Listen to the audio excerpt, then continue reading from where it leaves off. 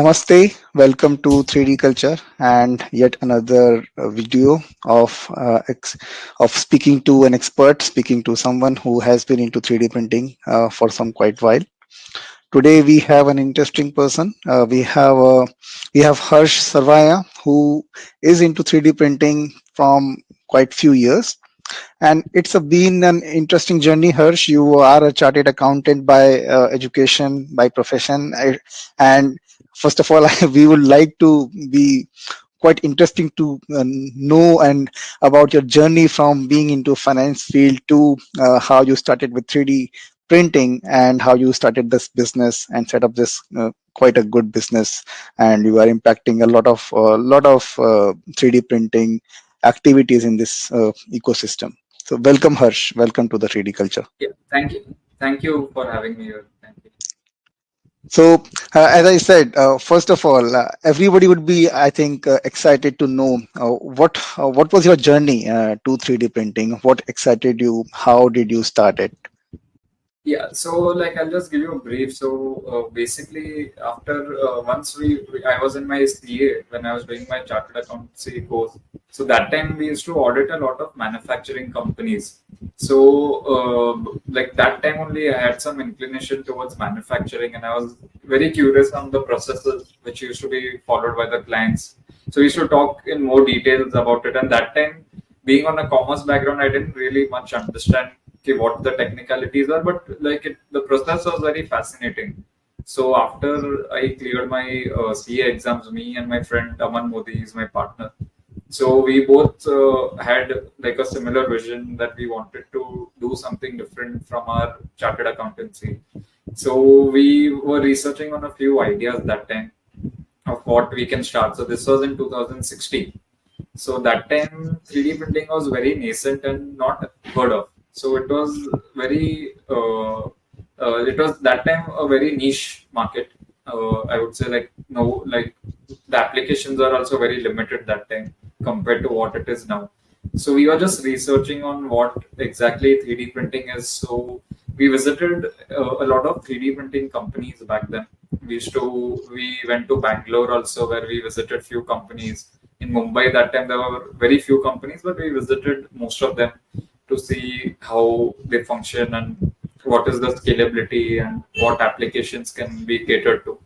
So researching, we saw that it's a very potential and a very emerging community which is going Mhm. to come up, because that time compared to today, if there are 500 to 1000 players in the market, that time there were less than 100. So it was still at a very new stage and not completely commercial, maybe only for the industrial use, not for the B2C segment.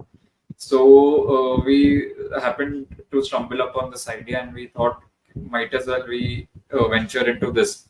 So 2016 was the year when we started our first our journey with having a setup of one machine and three co-partners back then. So we all were from the commerce background, so we were very keen on exploring this segment. Oh, So that's great. how it started off to come into this manufacturing line. So 2016 to 2022, we'll be keen to know what kind of services you are providing, what kind of products you have in your portfolio. Basically, we want to know what Tesseract offers to the customers and the larger 3D printing community. Right. So I'll give you a brief on all the services which we are doing right now. So we our main focus is on 3D printing services. So we have a farm size of around 100 3D printers in our setup. So we have two setups currently, one in Boisar and one in Ghatkopar, Mumbai. So our manufacturing hub is entirely in Boisar. So there we have a setup of around 100 3D printers, which includes mix of FDM and SLA technology, and we Mhm. have a team of around 20 staffs right now, 20 employees, where they have different responsibilities, right from CAD designing to print operators to our admin backend to our marketing team and to our finishing team. So we have a different set of team members and R&D. So right now our main focus is on 3D printing services. We support a lot of 3D printing companies in India. since we have a good farm size. So to give you a very recent example, when last year when COVID had come in first, when the initial lockdown had come, so that time there was a huge demand for face shields before the injection molds are made. So that time Mhm. we supported a lot of companies with their requirements plus our own requirements to supply to the hospitals and doctors. So that's how like we can support the ecosystem through our farm size, which is quite big. So 3D printing is one of the services. The other is we are into filaments and spare parts manufacturing. So we have a good association with another industrialist from the industry, rubber industries. So we have an exclusive tie-up with them where we supply their materials to all our clients all over India and some Mhm. export clients. So in filaments, what we do primarily is we have dedicated a few machines for R&D. So we try out new materials and the applications. We try to optimize the print settings and all that. And these are new materials also, and these are existing materials and how we can improve our client experience. So we have few R&D machines only for testing new materials and giving feedback to our manufacturers. So 3D printing filaments is another market where we have a good presence right now, where a lot of clients are using our filaments. Apart from that, spare parts is something which we started exploring last year. So spare part manufacturing, primarily people are importing from China the parts. But Mhm. the thing is, they don't want to wait for long and they have small requirements. So to bridge that gap, we came up with an initiative where we are manufacturing a lot of 3D printing spare parts over here, and people are using it. So spare parts is another market where we are focusing on. Apart from that, we do CAD designing and reverse engineering services. So any client who comes with an idea, we have to execute the entire process. So we don't tell them you give us the design file and we will quote you only for the 3D printing. We help them to design their concept also and to execute it. So right from CAD designing, which we also have a 3D scanner. So we can either scan and reverse engineer and give it to them, or we can Mhm. from the CAD software directly as per the client Yeah. requirements. So we have a team of around 4 to 5 designers, industrial designers. So we provide a lot of 3D designing services as well. And apart from that, we also have our own products which we have launched in our different brands. So we do a lot of B2C products like gifting products and home decor products. And like Mhm. for maybe it can be for Diwali, it can be for Christmas, or it can be for a particular occasion or a wedding. So that way we have our own range of products which we are selling online on different portals. So we have a team which continuously makes new products. So we test the market, we see how the response is, and according to that we curate and make our own products. So that is a market again which we are keenly focusing on. And lastly, since the clients come to us for manufacturing services, we provide them batch manufacturing and large scale manufacturing services as well, with the form of molds where it can be either from fiber, silicon, vacuum casting, Mhm. or injection molds. So we uh, help them in the entire process right from design to mass manufacturing. So if some client wants to launch a new product in the market, we can help them with the entire process right from the design stage to the manufacturing, the execution stage. So these Basically, are the the rapid primary prototyping. services. Yeah, yeah. From there to even the mass manufacturing. So we assist Uh, them in the end-to-end manufacturing process. Great, great. I think you are really touching a larger, wide span in the 3D printing ecosystem in India. And Yes. there's a one interesting thing which is spare parts. We all know 3D printers. India has a very small market in terms of production of 3D printers or homegrown 3D printers. But most of them come from China and some other countries. And yes, spare parts. I think you are touching the very. I mean, great area where we have huge potential, especially Right. people who are doing it on not only businesses, in fact, the hobby people who are doing at home, Yeah. they also need spares. So Right. that's Right. Spare because it's a machine at the end of the day, so there is going to exactly. be replacement wear and tear. Hmm. So you have to be prepared for those things. So, Harsh, since you have a good experience working with 3D printers, 3D printing services, and their consumers, as well as the people who are working in this industry towards the supply side, where do you see this market, at least for India, going to? From where we are today to maybe in next 5 years, how this market shaping up? So, see, it's a good growth which the industry has seen. From the time we started to now, we have seen the industry scale up. Like a lot, many companies have started up and exploring into different ventures. That time, if there were 100 companies, now I can tell you there are more than 500 companies who are in some way or the other providing or using 3D printing services in some of the applications, or are associated with either only the filaments or scanning or the designing part. So the Exactly. industry is definitely growing, and with more industries, with more sectors adopting 3D printing, it's further going to be uphill where you will see more and more growth in this industry, where people will come up with a particular niche. Like they might focus on only one industry, but they will have a complete variety or options of Mhm. services which they will be providing. Like, maybe to give an example, how in COVID, medical sector started Medical using sector, 3D yes. printing. So you never know when like one industry can open its door and start exploring it to its ultimate potential. And in So, India, there are right. many developments happening in that space. So I would say it's like at a promising space right now where growth is certain to happen. So at present, are you focusing on few specific industries, or it is wherever we can get lead to, or No, no. any So focus right area? now, yeah, so right now, primarily our main focus is so product development is the key is a very key application for 3D printing where it's regularly being used. So all the R&D companies is one of our focus areas where they constantly lead 3D printing services. Apart from Mhm. that, architecture and home decor again is a very promising space because a lot of architects are venturing into 3D printing where Yes. they want to make installations or they want to make some offbeat decor or art installations.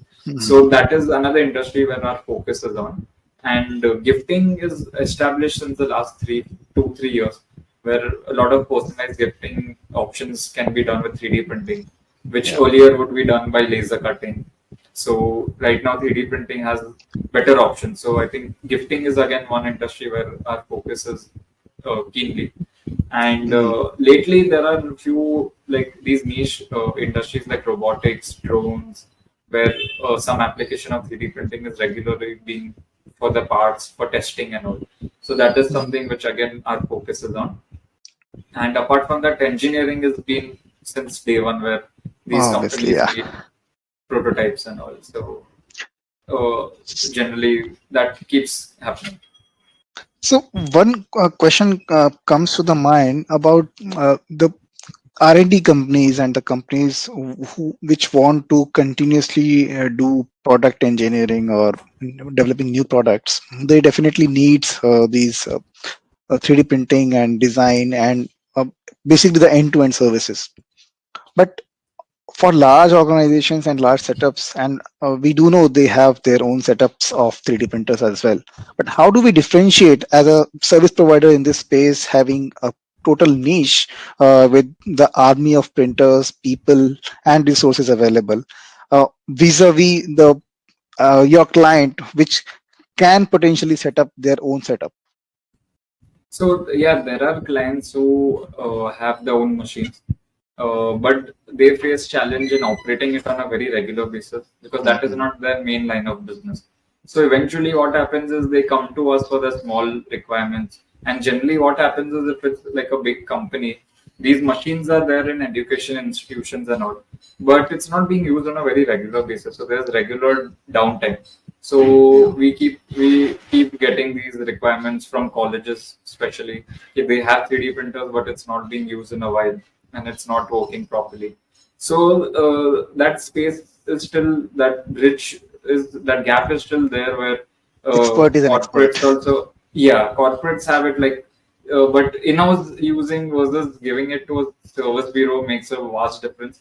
Because again, Mhm. in the shop, like even if you have the machine in-house, you have to continue. They have to have the right print settings, the right Yeah. filaments, and the right kind of finishing tools and everything. So there are many aspects which define that. So if you don't have that and still try to prototype in-house, then you might face a challenge. So And that comes with it's experience. yeah, that comes over a period of time once you regularly use it. Exactly.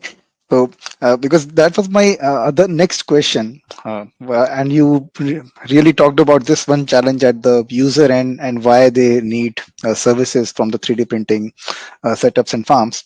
But as a service provider or as a business which is providing end-to-end product services, few challenges you have been facing. I know initially when we start working with 3D printer, including me, print failures, all those challenges, and A it's lot a of great it. learning. But from your Lot of experience, it. Yeah. what other challenges did you see or faced? Yeah, so initially, being a startup and we were bootstrapped, so Mhm. we had limited funds, so we didn't have a team. So we three of us would do the entire thing, right from uh, marketing to production to delivery also. So we have Yeah. personally gone in trains, delivered to our clients, and come back. So major challenge starting if you're a bootstrap startup is like you don't have enough liquidity in the start for having a Mhm. team. So getting that right team in the start is very important. So that challenge is definitely being faced by everyone unless you have an investment or an investor. So one of the challenge was having the team at the start. So a lot of things were being done by us individually. So we couldn't get times for other activities. Like we had a few things to do every day, and the day would end, and we would still not be able to do other things. That was one of the Mhm. challenge.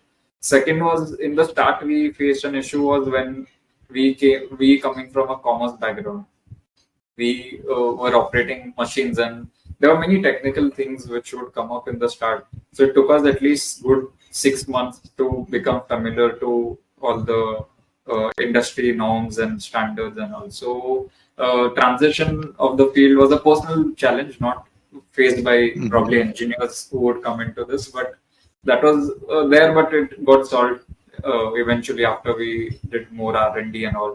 And so one thing which helped us to overcome the challenge was we got connected to a few of the companies back then. So we would continuously be in touch with them to know more and take more knowledge on how to operate it effectively. So luckily, we were able to overcome most of it. And post that, the next challenge would come in the form of getting clients. So why would someone give business to a startup who are not engineers? So to market to clients in that way was a challenge. But slowly we overcame. We learned how to speak to them, and that's how then we started acquiring clients. And it started from maybe students from colleges only, and then we got confidence, and we then moved on to industrial corporate clients who could then be able to trust us because of our starting relative few experience in that space. That is really a great learning experience to hear from. I can bet you can talk at length on this about your experience. Definitely. But this is really great, and people who are planning to start something in 3D printing, really some inspirations to take from. Um, Yeah.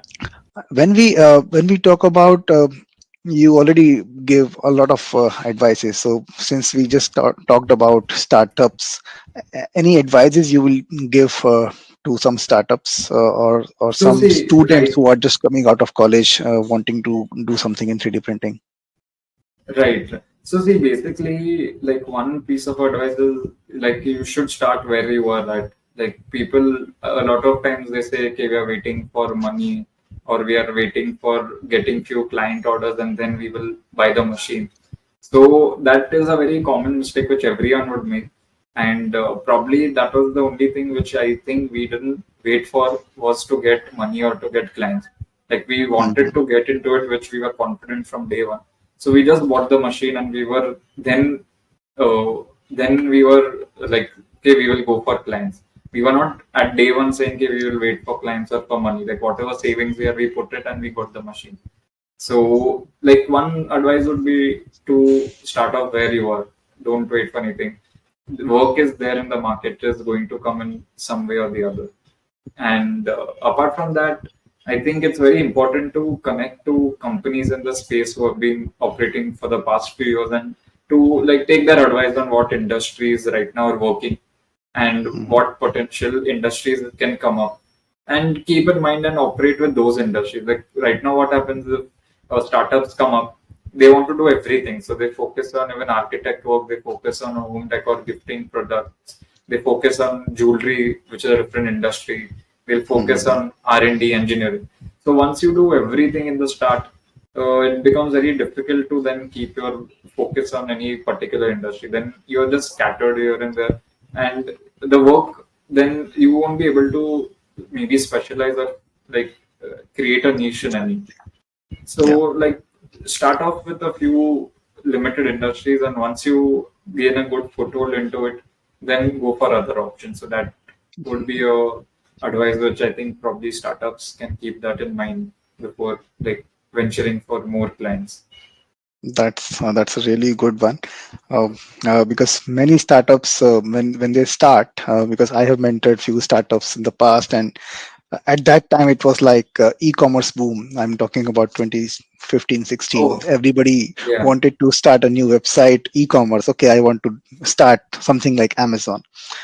right, Even right. don't even not starting or thinking about what the potential customer would be. Yeah, my first question would be, have you done your customer profiling? So obviously we need to focus on one area and then gradually expand. That's Yeah, really key. Uh, uh, One interesting thought while you were speaking, and you were talking about jewelry, medical area where we have very good and large scale applications of 3D printing in dentist area. Especially now, we have people started doing uh, surgery planning. They are quite advanced in terms of the machinery, also the jewelry, this particular sector. Do you see, is this area where we have quite an advanced system, quite well settled machines? Is it like, I mean, disengaged from what we are doing into other areas, or is there any relation? Because I've seen many people who are into either of the one area. Either they are into large machines, only catering to only building tools, or somebody is only building jewelry items, nothing else. right. So jewelry, so DLP is the technology which caters to all Yeah, the jewelry requirements. So in fact, it's very interesting that jewelry was one of the first industries in India yeah. which 3D printing was adopted to. So the prima facie jewelry which used to be made by the karigar by hand would take somewhere between 7 to 8 days to get that final cam piece. So now with 3D printing, especially in jewelry, what happens is that same piece can be made in under maybe 2 hours or 3 hours. So that's Yeah. the kind of transition which has happened. And a lot of jewelers you'll see these days have their own 3D printers in-house, because they have Mhm. that kind of a production output daily. So the printer speed is very quick. The resolutions are very high. Like you can get quite accurate parts, which are almost around 50 to 80 micron tolerance. And with hand, Mhm. you it would take at least 7 to 8 days. But now with the machines in a day, you can have around 100 pieces also made. So that kind of an And they create output is what those trees of the rings, which are like maybe very 100 delicate. rings in one print. That's really Yes, good yes, to yes. see.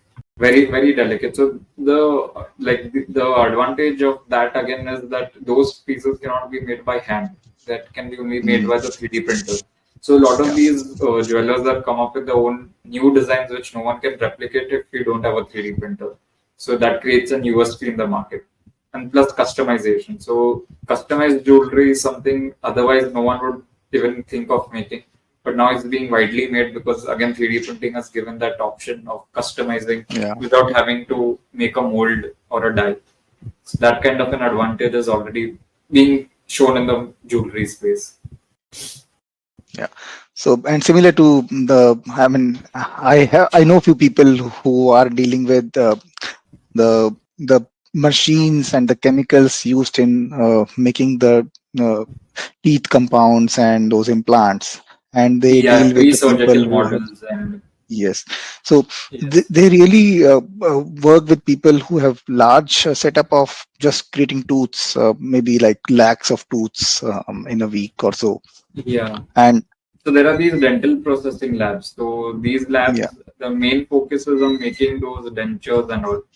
So dentures. again, that happens with SLA technology. So not the speed of the process is quite high. So you can Hmm. remove that kind of an output on a very regular basis. Yeah. So accuracy is again higher, and the finish is very precise. And again, the earlier ones used to be made by clay.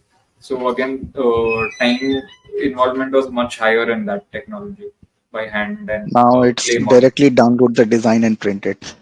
Yeah, so it's much quicker now thanks to 3D printing. Exactly. Okay.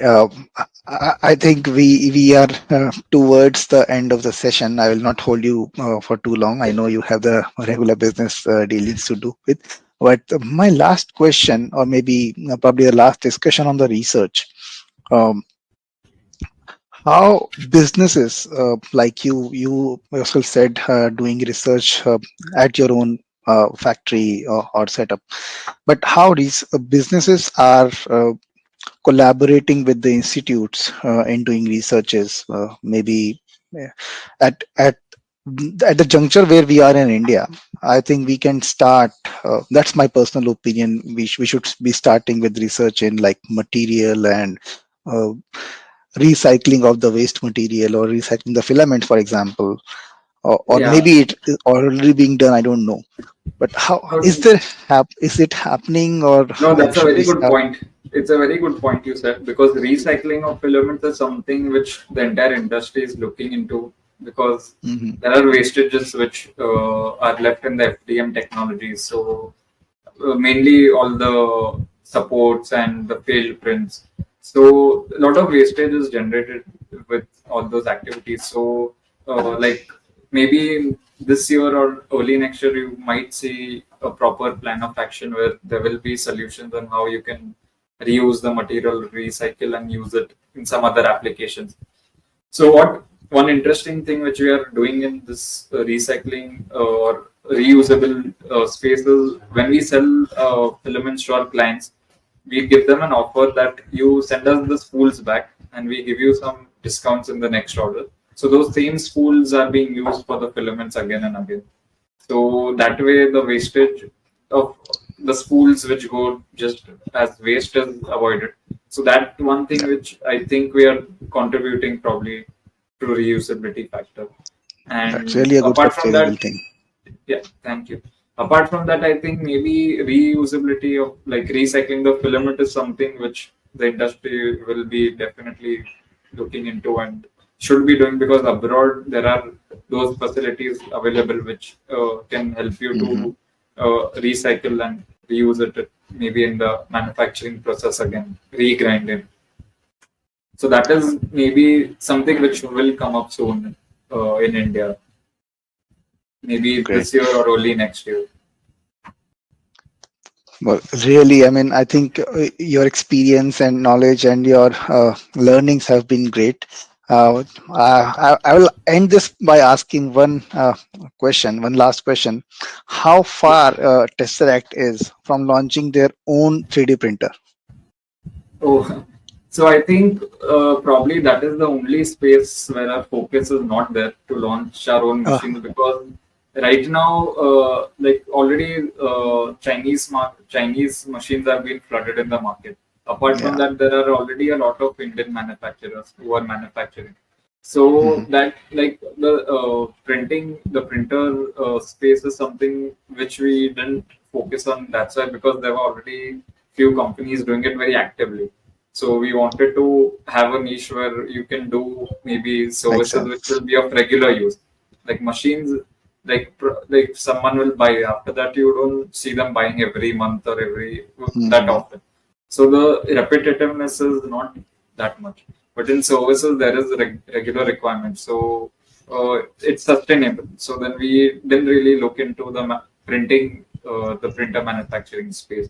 And I think probably one space which we wouldn't explore maybe for the time being right now. Yeah, but it's a, I mean, that's why I It is said a it good may be a far-fetched thought, for but it's a yeah, different yeah. area, It's a different, services and altogether a products. different area. Yeah, yeah, altogether a different Exactly. area. So right now, our bandwidth wouldn't maybe permit us to go in that space. Like we have few tied up projects ongoing, so the team will continue to do that. So looks little difficult, dicey maybe for us to explore Mhm. that space in the near future at least. Yeah, but we wish you very best, and you maybe you become one of the largest players in India in the into providing the services Thank you, and focus. I've been thank you. already a customer of yours, so I know the Yeah, products you're selling are of good quality. So thanks for that, Harsh, and thanks for your time thank you today. for the We wish you from 3D Culture, I and Sophia, who's on the call with me from my team. yeah. Uh, Together, we wish you all the best and have a great time with 3D printing Thank and you so much providing for 3D having printing me here. services. Thank you so much for having me here. Thanks. Thanks, Ash. Thank Okay, you. take care. Yeah, thank you. Thanks. Bye. Bye.